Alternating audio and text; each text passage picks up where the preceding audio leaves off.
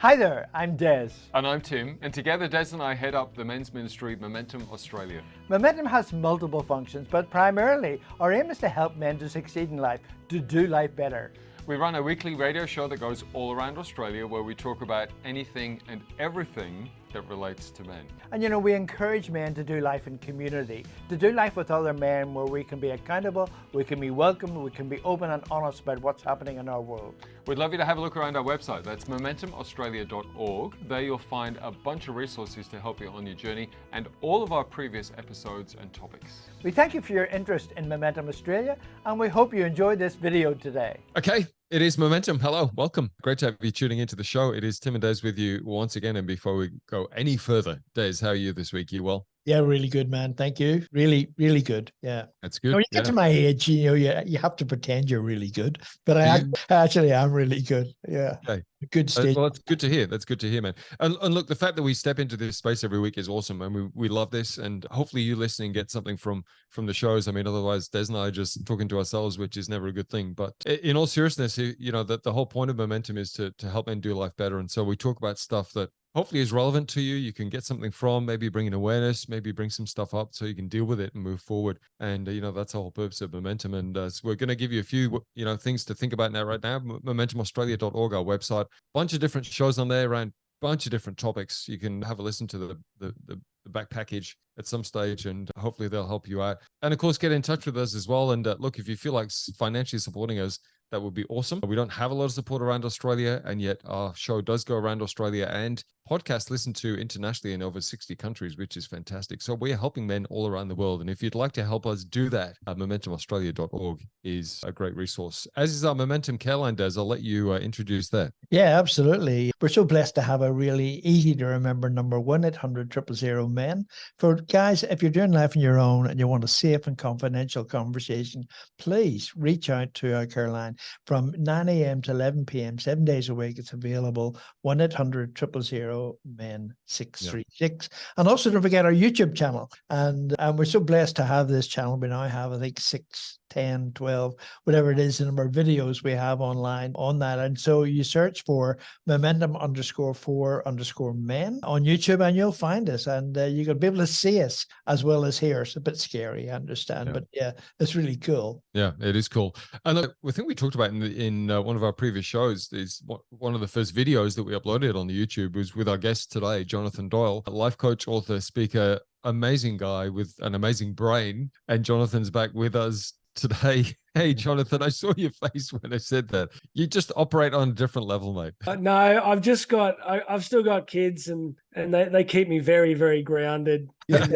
on stage, I get these fancy introductions, and as soon as I get home, I come back to reality very, very quickly. Reality. You walk in through the door, reality. Yeah. I get it. Yeah, and I grew up with brothers too, and I was the youngest for many years, so I don't get ahead of myself too quickly. That's a good thing. But you do a lot of reading, man, and you do a lot of stuff, and you've brought a lot to Momentum over the years, man. We appreciate it because you operate on different levels, and you read a lot, and you bring a lot of this stuff not only into your own life, but then you impact a lot of people as a result. Last time we talked a bit about core beliefs, and we're interesting human beings, right? I mean, we're fascinating in the way that we operate, and so we want to just kind of bounce off that this week and start with the idea of self-sabotage. The fact that we would sabotage ourselves is a really interesting concept. So let's, I guess, start there. Why the heck do we do that? Well, I guess start with the easy one. The first thing is that if you've ever done it, you're in very good company, because turn on your television for 5 minutes and you're going to see some A-list celebrity blowing up spectacularly, right? So self-sabotage doesn't seem to be excluded by position, wealth, power. Most of us at some point in life seem to have a really red hot go at doing it. So the obvious question is, why would we, right? And we mentioned this in a previous episode, that we would like to believe that we are always acting in our own best interests, that we are always on our own side, but that doesn't seem to be the case. So what explains it? The best, I guess, explanation that I've worked with over the years is that self-sabotage is a manifestation of unresolved internal emotional conflict. Okay, really, I've been reading about it for many years and obviously working with executives on it. And this comes from a guy called Peter Michelson, and he wrote a really good book called Freedom from Self-Sabotage. A lot of stuff in this area is pretty fluffy. It's like, you need to love yourself and stare in the mirror every day and say affirmations, and maybe that works, I don't know. But this book, he's a psychotherapist. It was very well written. So he talks a lot about these unresolved internal emotional conflicts, right? So what we need to understand is that we're actually always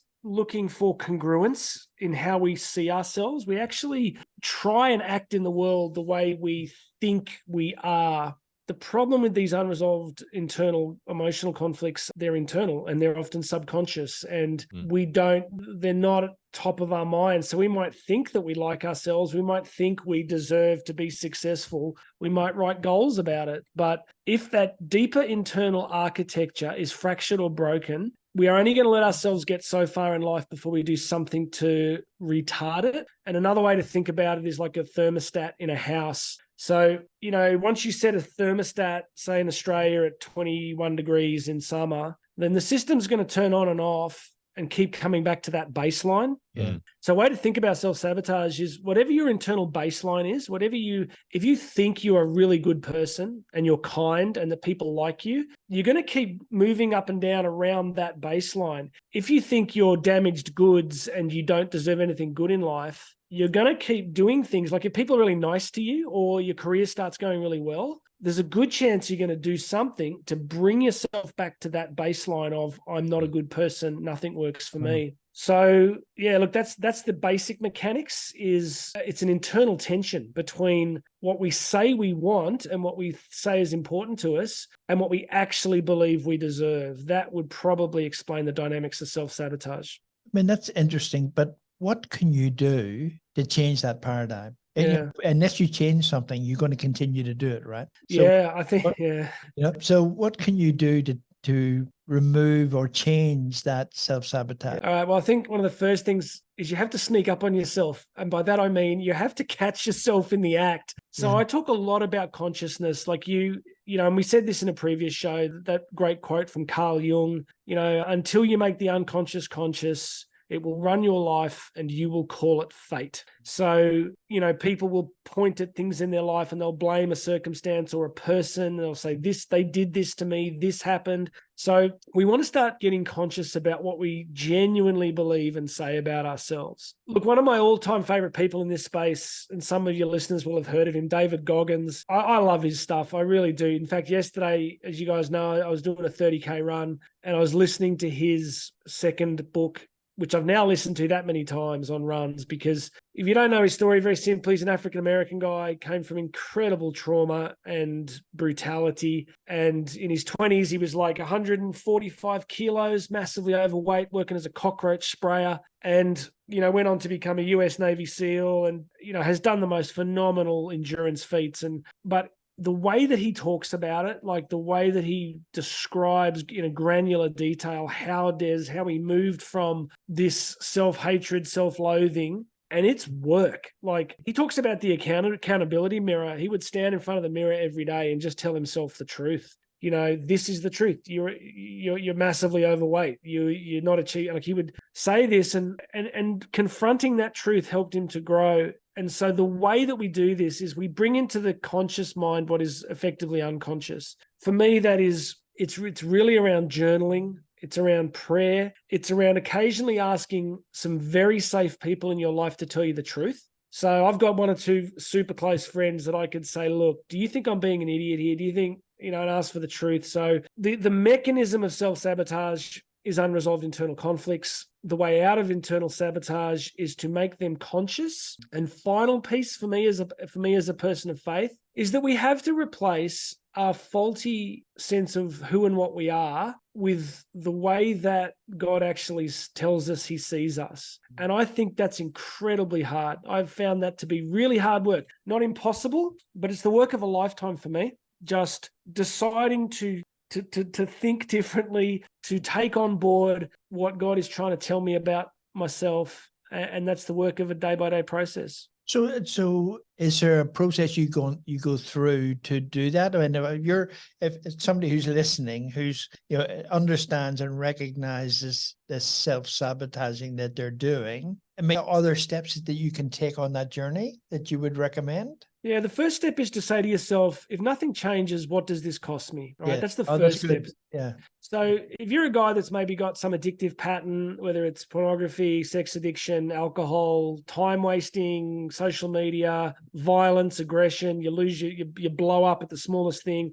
The first step is to have the courage to say to yourself, what does life look like if this never changes for me? That's good. If this never changes, what does it look like at 40, 50, 60, 70, 80? What's my legacy? What am I leaving behind? What if nothing changes? And as you guys know, tomorrow I turn 50, and one of the things that's been happening for me as I hit that milestone is I'm like really accepting that when you're younger, you think life goes on forever. You're like, life goes forever. And now I'm going, oh man, I'm 50. I don't feel 50, but I'm like, time's finite, Jonathan. Like, Yeah. you're not going to have forever to work these things out. Like, if you want to be the best you can be for others in this time that you've got left, what still needs to change? So step one is to go, if I don't change, what's the future look like? Step two is to create environments by which you can encounter the truth. So silence, stillness, because I travel so much, I get to sit in some of the most beautiful cathedrals in the world. In the last 2 months, I've been in St. Louis, Oklahoma, New Orleans,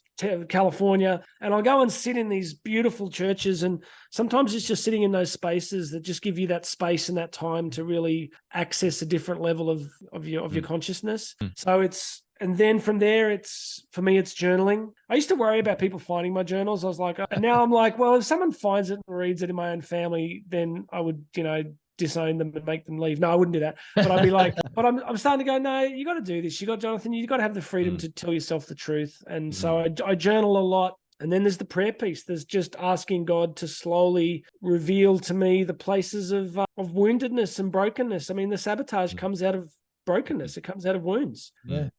And so that's some of the basic steps for me anyway. So, I mean, I love that, but I have a question. A lot of us, if we could, we would change ourselves, right? I mean, and the truth is that we're giving people keys to do that, but having the support base around us is crucial. And we've talked about that before.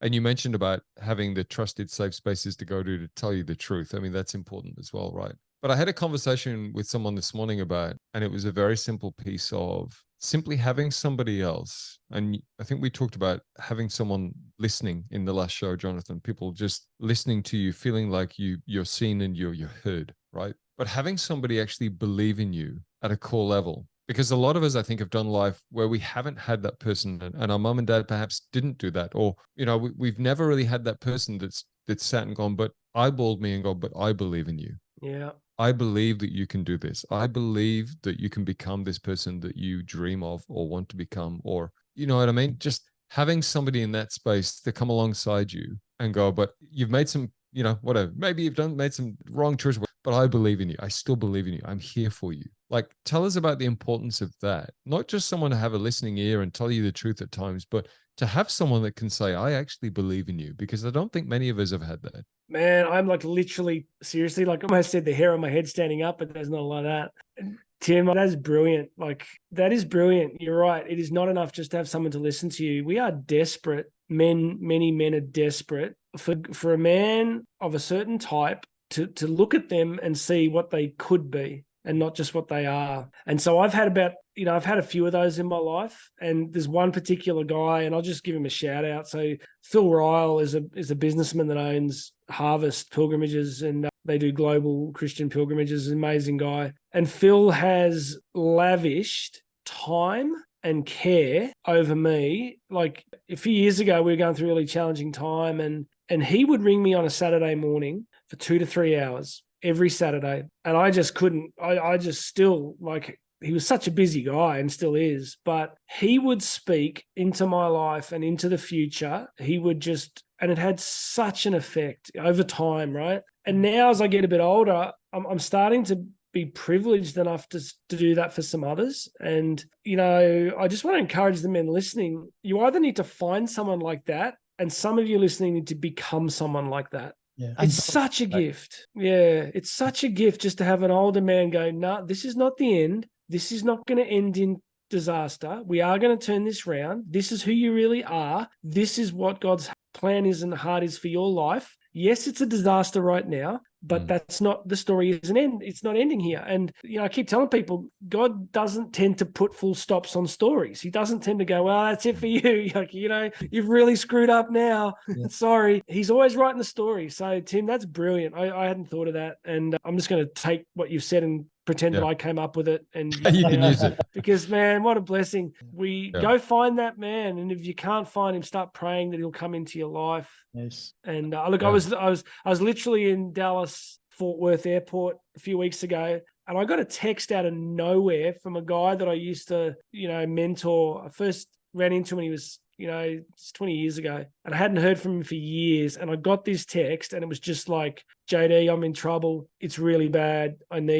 And I literally texted him from Dallas. I said, mate, I hear, I gotcha. I said, and then a few weeks later, I was in another city back in Australia. We met up, and I just had the privilege of listening to him. And it's awesome. It's just it's a real privilege to do that kind of stuff. We can procrastinate in various different ways, whether it's avoidance, just not doing things, running away from things. I mean, I suppose let's start with, what might procrastination look like in our lives? Yeah, look, I think we're all pretty familiar with it. It's the nagging sense of there is something that I really need to do, that it's pressing. Yeah. But the simultaneous experience of, but there's something interesting over here. I'll just go. There's an Irish saying, don't do today what you can put off until tomorrow. Yeah. In business, we call it bright, shiny objects. It's like, you're like, there's the grunt work you need to be doing. And it's like, but look, this new software over here. All right. So there's two components to this. The first part is, okay, so why do we procrastinate? Again, we're back to what we've discussed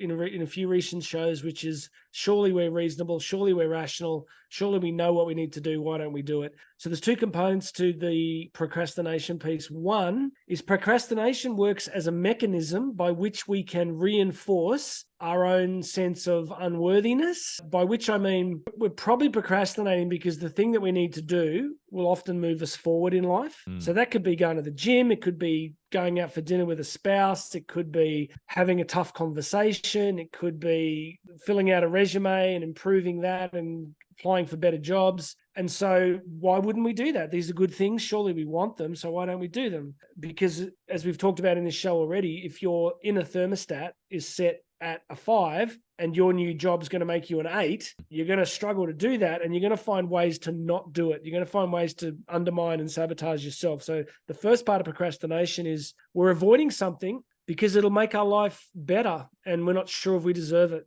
And that's hard for people to hear, but I think that's pretty powerful. I'll give you an example of that in just a sec. The second part is that the project itself can be quite big, and it's the old saying of, how do you eat an elephant? Like one piece at a time. Yeah. So the other part of procrastination is sometimes the thing you need to do is complex or big, and there's this sense of like blah. It's like, oh man, where do I start? And so the point is simply to start. And I recommend people check out Mel Robbins' 5-second rule. She's pretty good on this. A lot of the time, if you can just get moving, if you can just get started, you'll be fine. And an example of that is, I've always been up early for training and stuff, but I recently bought myself an old school alarm clock, the one with the big things that whack on the side and bell. What I did is I've got my training watch, which has a vibration mode, so it doesn't beep and wake Karen up. But I would set it for, say, 4, and then I would set the big alarm clock for 4:05 and put it out in the kitchen. Right. So I knew that once this thing started vibrating, if I didn't get out of bed, I'm waking up the family and the dog and everything. Yeah. So my point is that I had to find a system just to get myself to start. And once that helped. And just finally, I said I'd give you an example of here's an example that captures both parts of this, the part of low self-esteem and the part of, so I remember a while ago working on a big consultancy project, and it was really big. It was really complex and involving hundreds of people, and I was leading that. And there were two things that I look back on, and I think one was it was so big and complex that there was mild procrastination, because I'm just like, where do I start?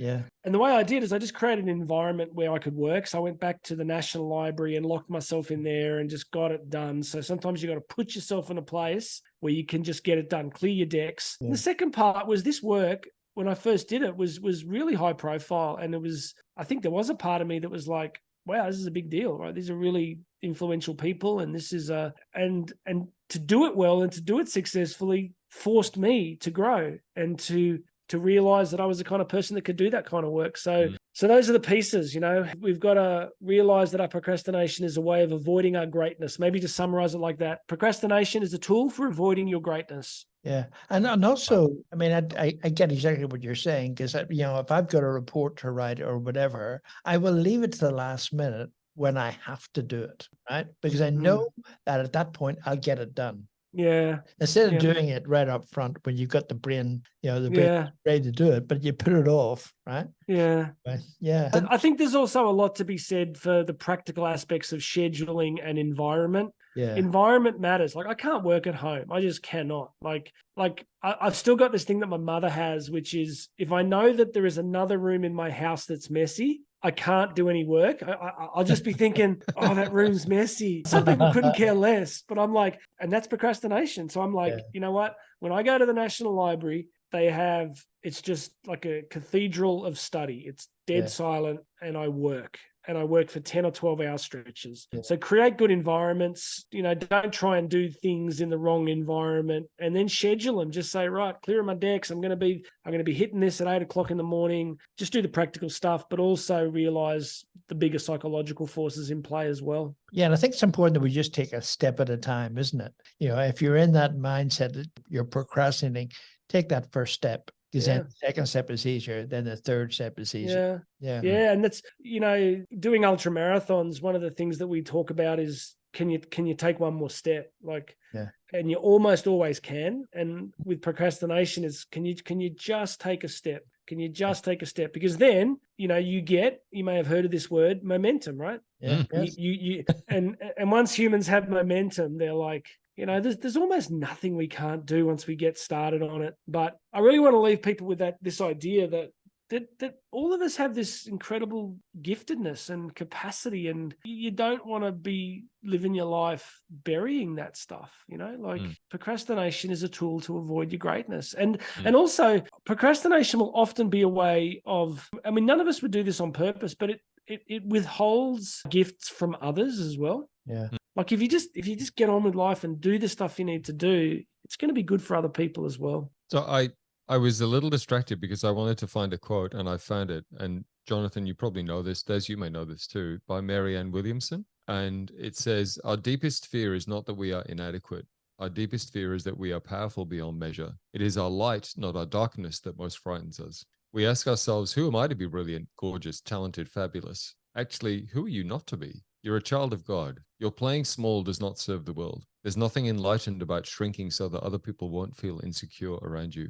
We are all meant to shine as children do. We were born to make manifest the glory of God that is within us. It's not just in some of us, it's in everyone. And as we let our own light shine, we unconsciously give other people permission to do the same. As we are liberated from our own fear, our presence automatically liberates others. Yeah, so good. And I think, you know, just on that, Tim, I've been doing this with audiences lately where I say, look, is anyone in the room got a kid who's, say, you know, under the age of 10, right? And someone will put their hand up and I'll say, okay, tell me the kid's name. And, you know, the dad's name will be, say, you know, Mark, and the kid's name will be like Sophie. And I'll say, Mark, have you ever done this in your life? Have you ever like said to Sophie, hey, Sophie, come here, stand here in front of Daddy. Look, Daddy needs to ask you a favor. Can you do something for Dad? And Sophie's like, sure, Dad, whatever. And I say, you know, have you ever said to Sophie, for the rest of your life, could you try for Dad to be really, really average?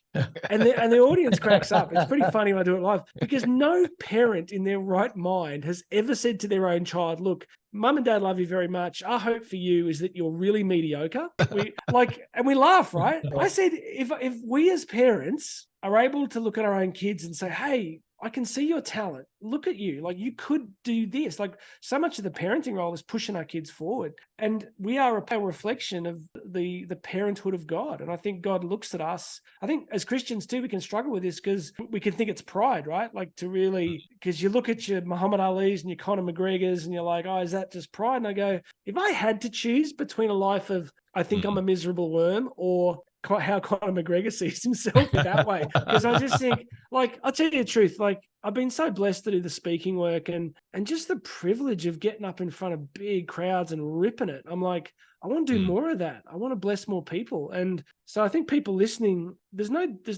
different importance in our talents. Like, it's not because one person speaks or one person's there's any difference. It's just, let's go big, right? Like, we're not here forever. Like, let's go big. Let's stop avoiding the things we know we need to do. Let's go big. Let's get after it. Yeah.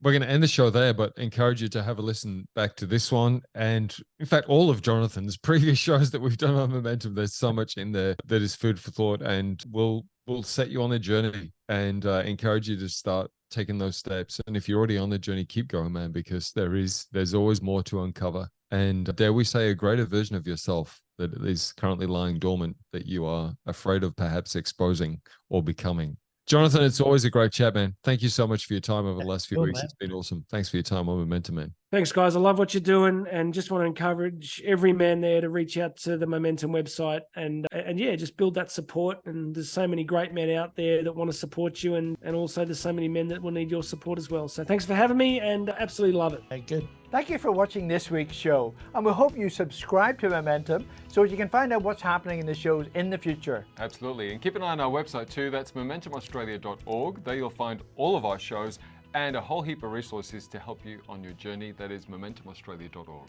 Until next time, keep moving forward. With Momentum.